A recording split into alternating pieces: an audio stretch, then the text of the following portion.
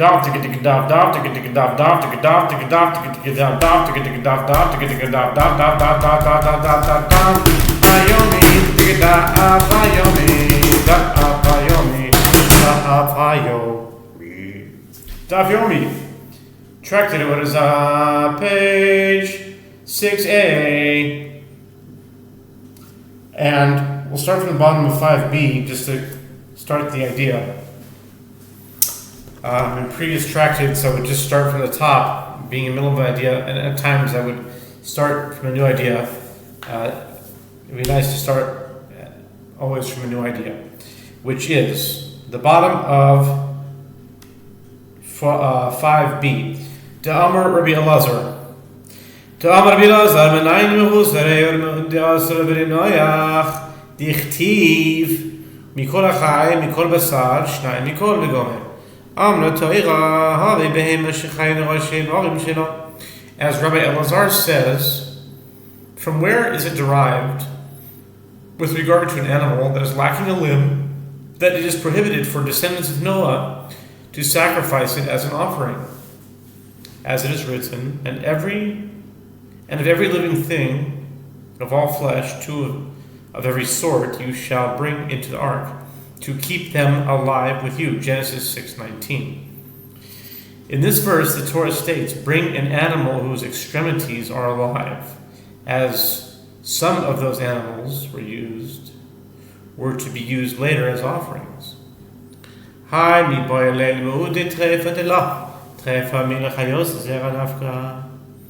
Gemara asks, isn't that verse required to teach that an animal with a wound that will cause it to die within 12 months, which is called a treifa, is not fit to be sacrificed as an offering? The Gemara answers, the disqualification of a treifa is derived from the phrase to keep seed alive, Genesis 7:3. As a treifa cannot propagate. The Gemara asks, the Gemara asks, this works out well according to the one who says that a treifa cannot give birth. According to this opinion, the disqualification of a missing limb is derived from the phrase of every living thing, while the disqualification of a treifa is learned from the phrase to keep seed alive. And now we turn to, we're still in the middle of the question, so bear that in mind. We turn to 6a, top of the page.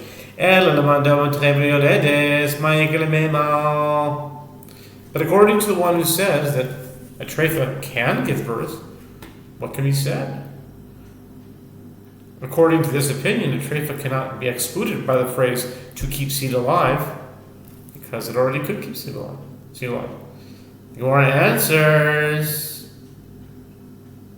Amadko itoch b'loy miloch v'dimenoyach nufei treifa havi tomim kestiv bein. The Gemara answers, the verse states with regard to the animals that were brought by Noah into the ark, you shall bring into the ark to keep them alive with you, Genesis 6:19. The term with you indicates that the verse is stated with regard to animals that are similar to you, but not a treifa. Similar to you in the sense that it could have descendants, have seed, can procreate. The Gemara asks, but perhaps Noah himself was a treifa. If so, one cannot exclude a treifa from the comparison of animals to Noah. The Gemara answers, it is written about Noah that he was complete. But I don't understand that answer, because it was only complete before the ark. Oh yeah, this was before the ark. But he was complete, which means he was, he has all his stuff intact. Genesis 6:9. The Gemara challenges, but perhaps the verse means that his ways were complete. But it is not referring to Noah's physical attributes. The Gemara explains, it is already written about him that he was righteous. Genesis 6:9, which means that his actions were perfect. Consequently, when the verse says that he was also complete, it must be referring to his body.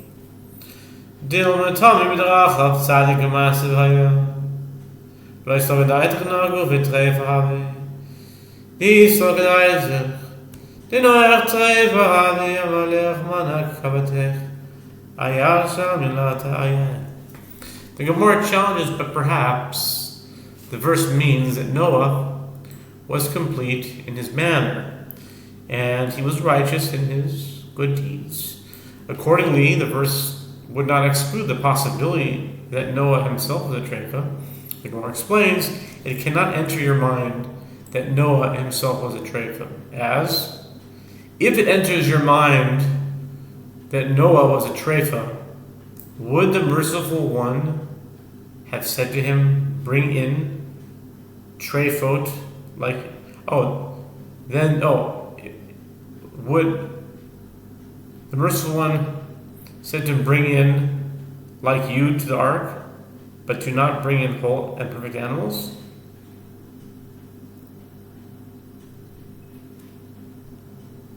Would the merciful one have said to him, bring in treifot like you to the ark, but do not bring in whole and perfect animals?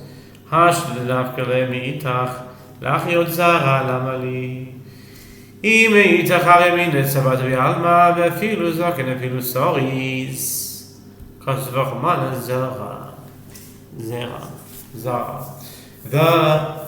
The Gemara asks, and now that it has been established that one derives the disqualification of a treifa from the term with you, why do I need the phrase to keep seed alive? The Gemara answers, if one could learn only from with you, I would say that Noah brought the animals to the ark only for the purpose of company. And therefore, even an animal that is elderly and even one who is castrated can come into the ark, provided that it is not a treifa. Therefore, the merciful one writes to keep seed alive, teaching that only animals that could bear offspring may be brought into the ark. A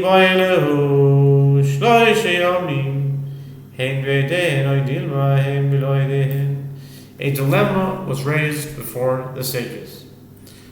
When the Mishnah teaches that it is prohibited to conduct business with Gentiles on the 3 days before their festival, do the 3 days include them? Meaning the days preceding the festival and the festival itself, in which case the prohibition applies only to the festival and the 2 preceding days? Or perhaps it is referring to them without the festival. This is ad b'chlal or ad v'lo b'chlal. Okay. Tashima Rabbi Shmuel Omer shloish lefnei l'shloish lechein asu is v'godai techein beidehen Rabbi Shmuel yomedehen chashiv lehu mikara chashiv lehu b'soiv. The Gemara suggests a proof from a Mishnah 7b coming here, as Rabbi Ishmael says, on the 3 days before the festivals of Gentiles and the 3 days after them, these actions are prohibited. The Gemara analyzes this statement. If it enters your mind that the 3 days include them and their festival, this would mean that Rabbi Ishmael counts the day of their festival twice, as he counts it initially as part of the first set of 3 days, and he also counts it at the end, along with the second set of 3 days. Clearly, the 3 days do not include the day of the festival itself.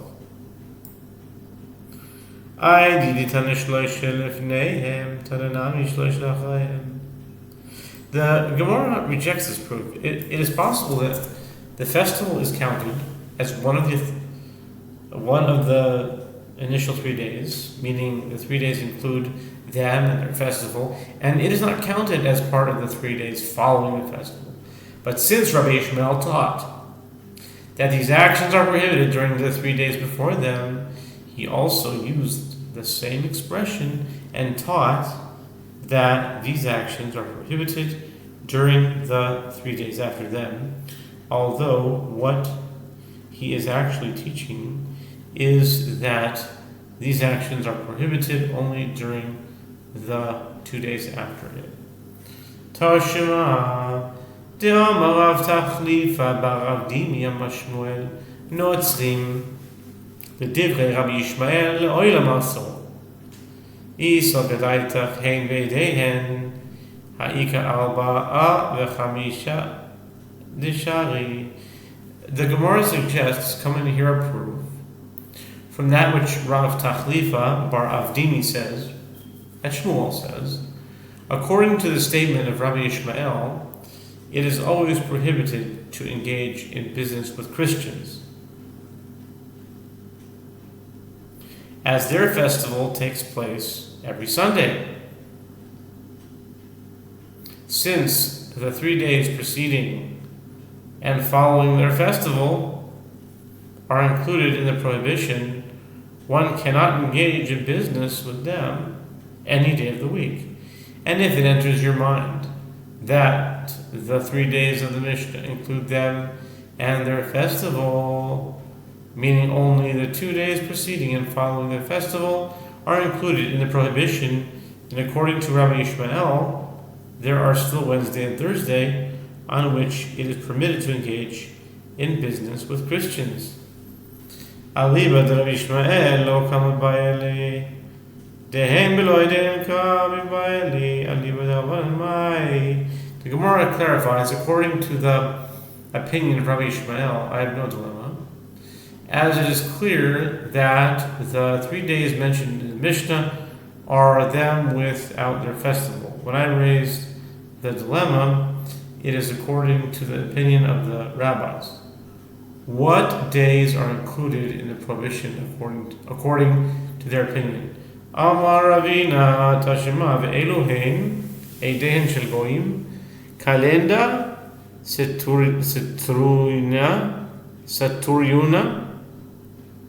Satarunya ukerastesim. ואמר רב חנין בר רבא קלנדה 8 ימים אחר תקופה סטרוניה 8 ימים לפני תקופה וסימנך אכול בקדם סרטני. But he left out Kreistim. Okay. Alright, let's see what he says. Ravina says, come in here a proof from the continuation of the Mishnah, 8a. And these are the festivals of the Gentiles: Kalenda, Saturnalia, and Cratesis. And Cratesis sounds like Christmas a little bit. And and Cratesis. What are we holding? Yeah. And Rav Chanin bar Rava says in explanation of that Mishnah, when do these festivals occur? Kalenda is held during the 8 days after the winter solstice. Okay. It's Kalenda. Okay. And Saturnalia is held during the 8 days before the winter solstice. And your mnemonic to remember which festival is which is that the festival that occurs after the solstice is mentioned first, and the festival that takes place before it is mentioned later. Saturnalia is held before. So reverse of what you would think. Okay. And your mnemonic to remember, as in the verse, you have hemmed me in behind and before. Psalms 139 verse 5. Where the word before appears after the term behind.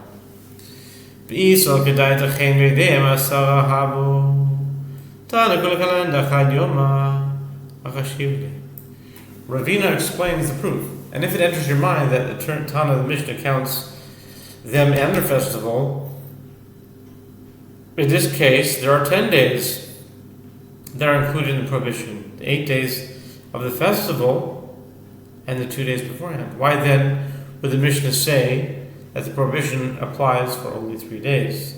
If the 3 days do not include the festivals themselves, then this difficulty does not apply, as although in practice the prohibition lasts for 11 days, the Mishnah is not referring to the period of the festival. The Gemara responds, this proof is inconclusive as the Tana counts all of the festival calendar as one day.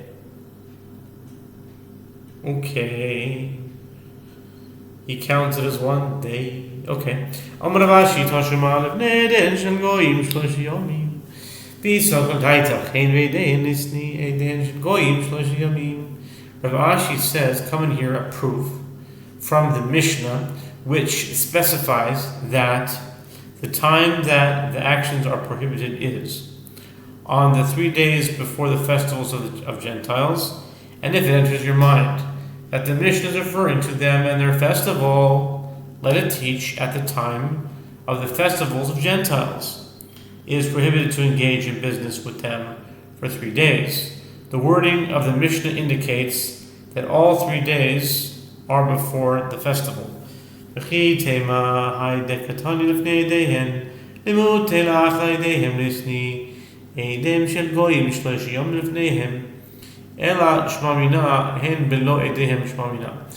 if you would say that which is taught in the Mishnah before the festivals of the Gentiles serves to exclude the days following their festivals, meaning the Tana is clearly indicating that the prohibition applies before rather than afterward, let the Mishnah teach, at the time of the festivals of Gentiles, it is prohibited to engage in business with them for 3 days beforehand. Rather conclude from the wording employed that when the Mishnah states the 3 days before the festivals, it is referring to them without their festival. The Gemara affirms, conclude from here that this is the case. A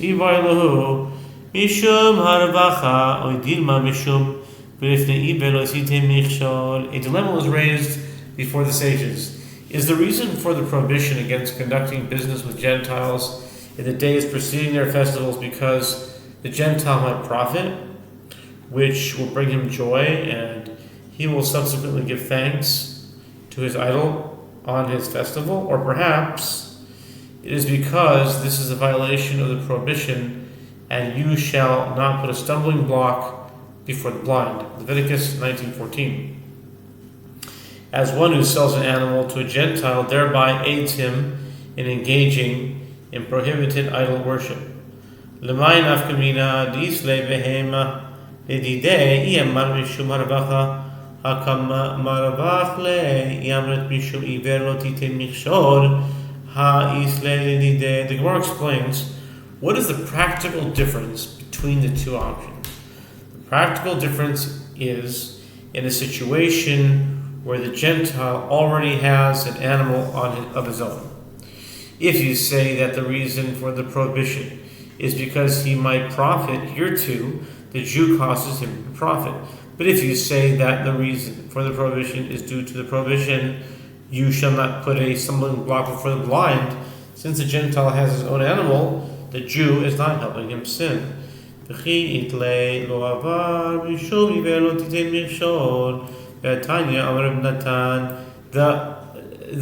Gemara challenges that even if he already has his own animal, does not one who assists him transgress due to the command, you shall not put a stumbling block before the blind? But isn't it taught in Braita that Rabbi Natan said, and now we're on 6b, turn to 6b, top of the page with the word B9. B9, from where is it derived that a person may not extend a cup of wine to a Nazarite? The Aver Minachai Livnei Noach, Tamalona Livnei Even Ozimishon. Yachadichi lo Yabinone Shakli Ihu, the Kaabar Mishum Livnei Even Ozimishon. From where is it derived that a person may not extend a cup of wine to a Nazarite who is prohibited from drinking wine, and that he may not extend a limb severed from a living animal to descendants of Noah? The verse states, and you shall not put a stumbling block before the blind. Leviticus 19:14. But here, in both cases, if one does not give it to him, he can take it himself, and yet the one who provides it to him transgresses due to the prohibition, you shall not put a stumbling block before the blind.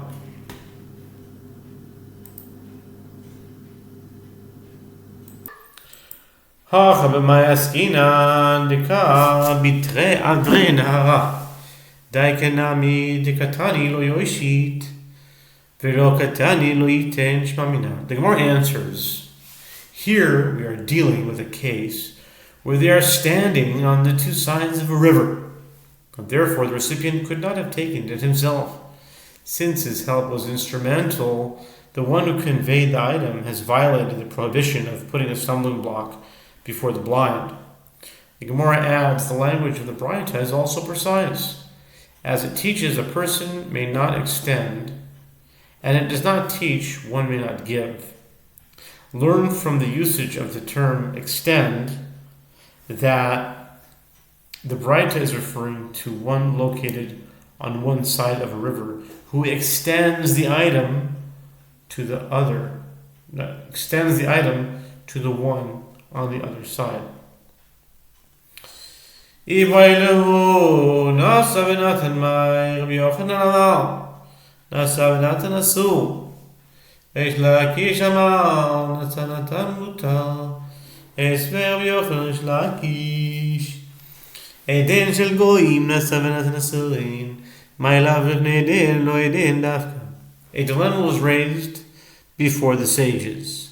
If one ignored the injunction of the Mishnah and engaged in business with Gentiles before their festivals, what is the status of the profit that he earned?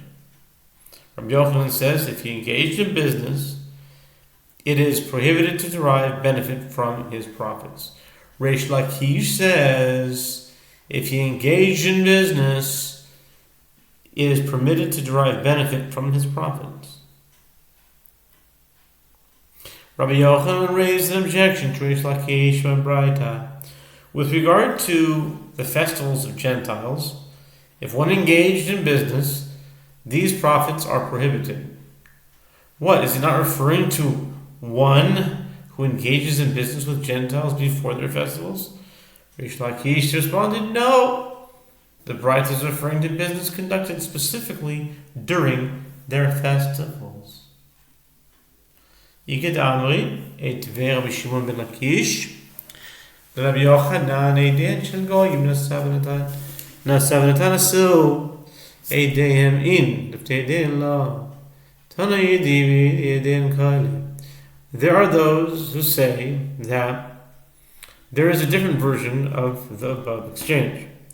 Rabbi Shimon ben Lakish raised an objection to Rabbi Yochanan from a Braita. With regard to the festivals of Gentiles, if one engaged in business, these profits are prohibited.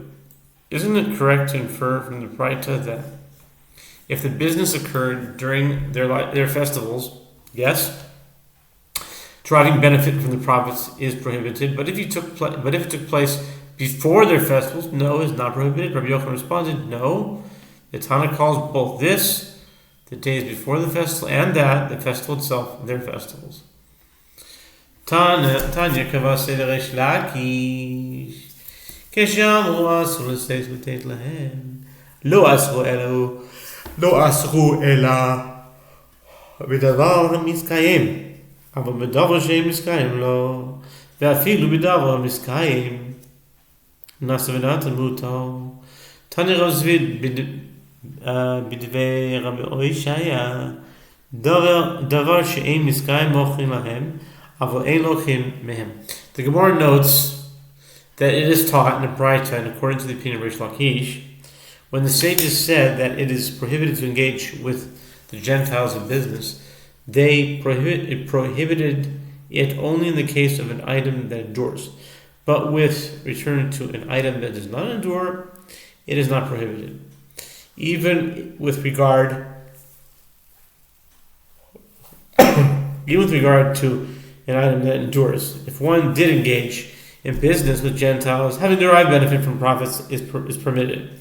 Rav Zvid taught a Braita from the school of Rabbi Yehoshua. With regard to an item that does not endure, one may sell it to them, but one may not buy it from them. Hamina.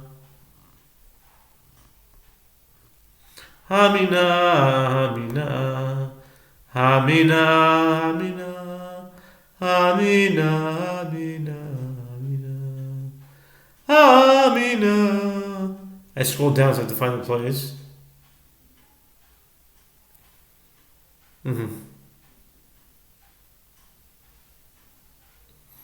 Humina. Okay.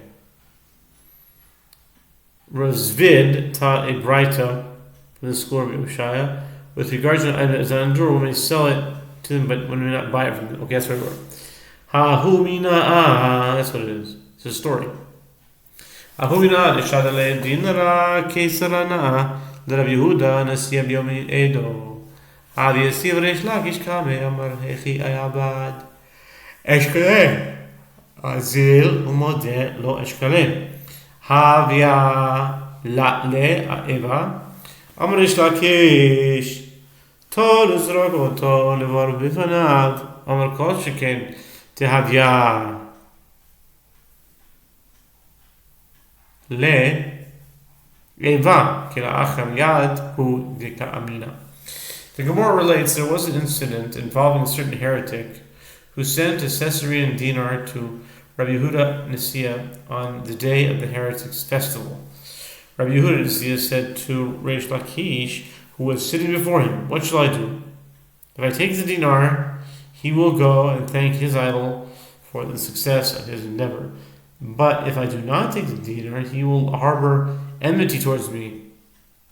Reish Lakish said to him, "Take it and throw it into a pit in the presence of the heretic." Rabbi Yehuda Nasiya said, "All the more so, this will cause him to harbor enmity towards me." Reish Lakish explained, okay, I actually lost the place here.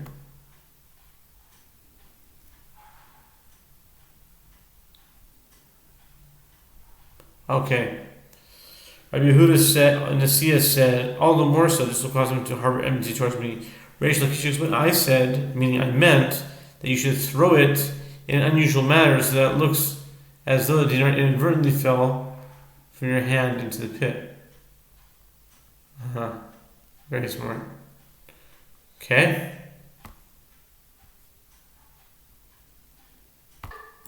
Vaitel. להשילן ולשאוליהם, כולם ישלם להשילן, דקבר בגלו, אבל לשאוליהם יוצקה מאלהו, אביי, כזר לשאול מהנתו לשאלן, הרב אמר, כולם משום תאזל מאלהו. The Mishnah teaches that it is prohibited to lend them items and to borrow items from them during the 3 days preceding their festivals. The Gemara asks, granted, it is prohibited to lend items to them, as this causes them to have a profit, but why is it prohibited to borrow the items from them during this period? Doesn't this serve to reduce for them the property they possess during the festival? Okay, Abaye said the sages issued a decree that it is prohibited to borrow the items from them due to the concern that he might come to lend the items to them. Rava said all of it, lending and borrowing, is prohibited for the same reason, as in either situation the Gentile might go and give thanks to his idol, as he will be pleased that the Jew is forced to borrow the items from him.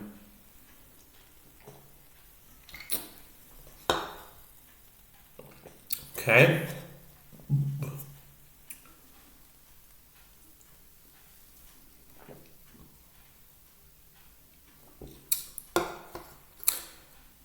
The voice me, I'm showing the voice, I'm showing the car, Lehu. The voice me, I'm back, the voice me, I'm to the voice.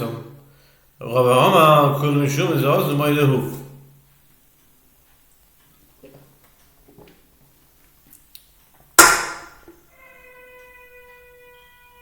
Hear the shofar? That's the shofar of the Mashiach. The Mishnah further teaches that it is prohibited to lend money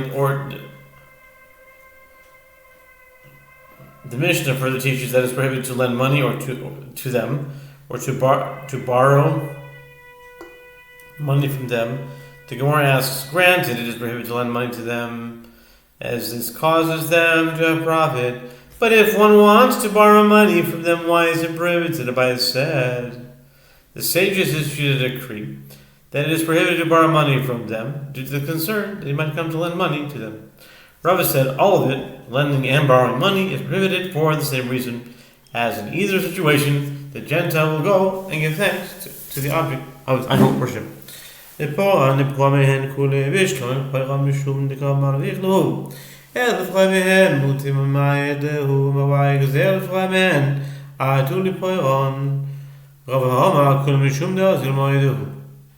Mishnah also teaches that it is prohibited to repay debts owed to them and to collect payment of their debts. Once again, the Gemara asks, granted, it is prohibited to pay debts owed to them, as giving them the money at this time causes them to have a profit.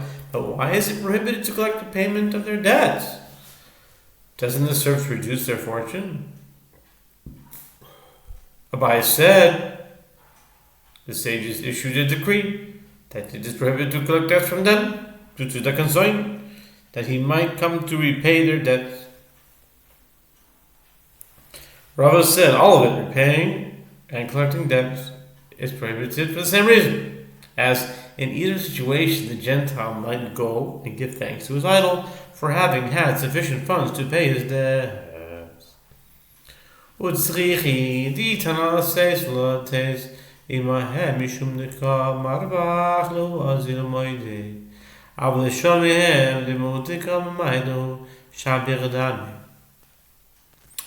The Gemara notes, and all of the prohibitions listed in the Mishnah are necessary,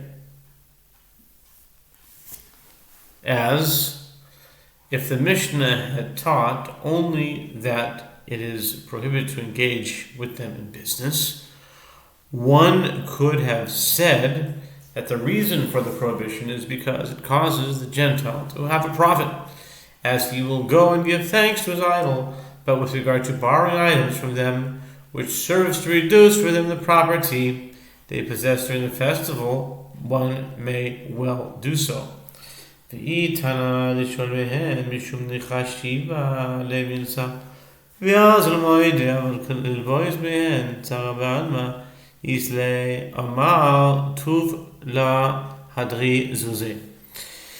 And if the Mishnah had further taught only that it is prohibited to borrow items from them, one might have thought that this is because the matter is significant to the Gentile, as he is pleased that the Jew is forced to borrow items from him, and therefore he might go and give thanks. But it might have been supposed that to borrow money from them is permitted, and there is only distress for the Gentile when he lends money, as he would say, my money will not return to me again, since the borrower may never repay the loan.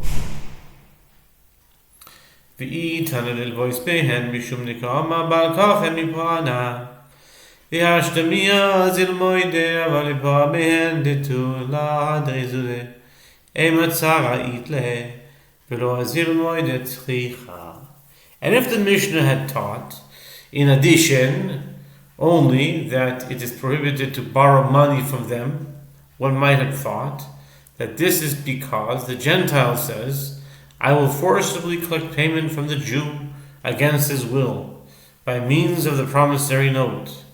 And now, in any event, he will go and give thanks that the Jew is forced to borrow money from him. But with regard to collecting payment from them, as this money will never return to him again, one might say that he has distress about paying back the debt, and he will not go and give thanks.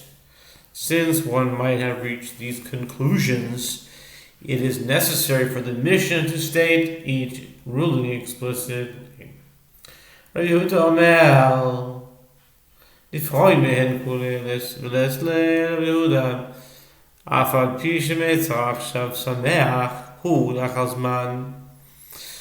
The Mishnah teaches that Rabbi Yehuda says one may collect the repayment of debts from them because this causes the Gentile distress.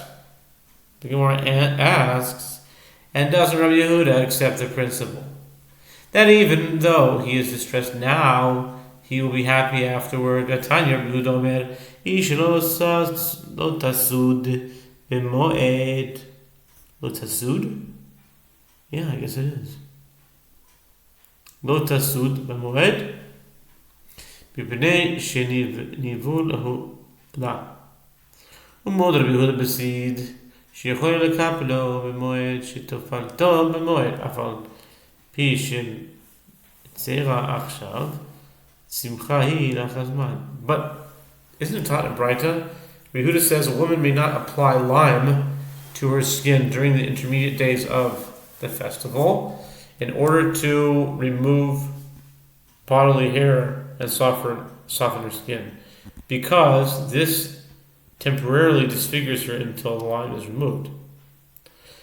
And Rabbi Yehuda concedes, with regard to lime, that she can peel off during the intermediate days of the festival, that she may apply it on the intermediate days of the festival, as even though she is distressed now, as the lime renders her unattractive, she will be happy afterward when the lime is removed and she becomes more attractive. It is evident from this Braita that Rabbi Yehuda does take into account the joy that will be experienced at a later time with regard to permitting an action now. Rav Nachman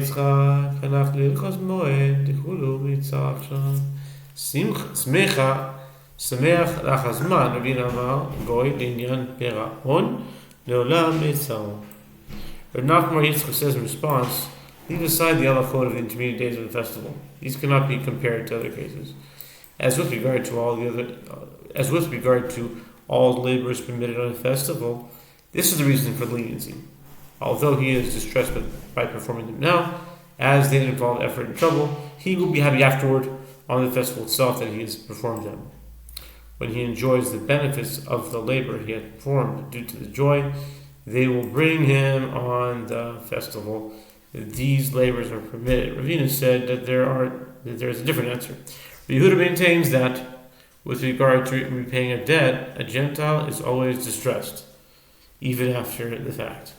But in general, Rabbi Yehuda does take into account the joy that will be experienced at a later time. Rabbi Yehoshua ben Korcha Omer, milve b'shtar ein nifroim mehen, mar ve'al peh nifroim mehen, mipnei shehu kimat sil mi'adam. The Gemara notes, the Mishnah is not in accordance with the opinion of Rabbi Yehoshua ben Korcha, as it states that one may not collect payment from a Gentile during the 3 days preceding their festivals without differentiating between various cases. As is taught in the Braita, Rabbi Yehoshua ben Korcha says, in the case of a loan with a promissory note, one may not collect payment from Gentiles before their festivals, as one can demand repayment of the debt by presenting the promissory note in his possession at a later stage.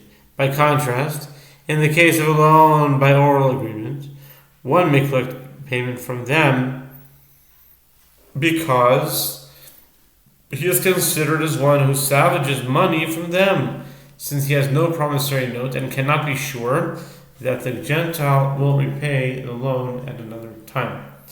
Yosef Achoe de Rabbi Abba Yativ, Rabbi Abba Kamei de Rav Huna, Yativ V'Kamal, Hilchata Rabbi Yehoshua ben Korcha, Hilchata Rabbi Yehuda.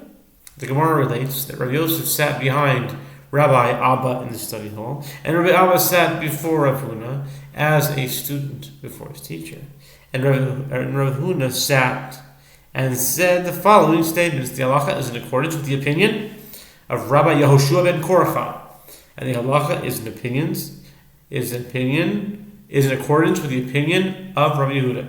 Hilchos Rabbi Yehoshua hadamaran keRabbi Yehuda detanya hanotin semer letzava litzboa lo adam utzva o shachol tzva adom. The Gemara explains, as for the statement that the halacha is in accordance with the opinion of Rabbi Yehoshua ben Korcha, this is referring to that which we said with regard to collecting a loan by oral agreement from Gentiles during the days preceding their festivals.